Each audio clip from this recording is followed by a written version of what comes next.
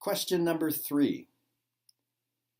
What would you do if two people entered your home to kill your wife and your children? And I've actually been asked this question often over the years because I think that's a very practical outworking. When we talk about loving our enemies, I think people assume when we say that, and we're supposed to take what Jesus said seriously, I think sometimes people assume that means we just step back and we never do anything about injustice. And I don't think that's at all what Jesus was promoting. In fact, Jesus himself confronted injustice, but he did it non-violently. So when people ask me the question, well, what if someone broke into your home to harm your wife and children? I think there's this automatic assumption that if I tried to use force to overcome them in violence, that I would win the battle. And that's not necessarily true.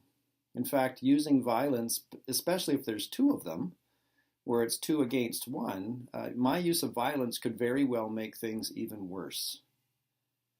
And so would I stand in the way of someone trying to harm my family? Of course I would. And I would do that in a way of trying to allow my family time to get away.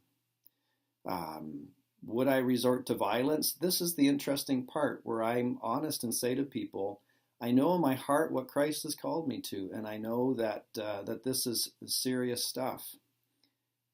And I know what I want to say and how I should respond. And all I can do in answering that question is simply say this. I hope that if I ever have to face that situation, that my actions would be honoring to Christ. And I think at this point in my life, I know what my actions would be. But I also recognize the seriousness and difficulty of the reality of that situation. But let's not just assume that if I choose to use violence that somehow I'm going to win and therefore everything will be righted, because it could very well backfire. And I think there are examples, if you do a little bit of research, of people who have faced this, who have chosen not to use violence. I think let's also recognize that the peace position that Christ gives us doesn't mean that everything always works out, that good always wins here and now. Yes, it will win ultimately, but it doesn't always work out wonderfully, but then again, neither does it when we use violence.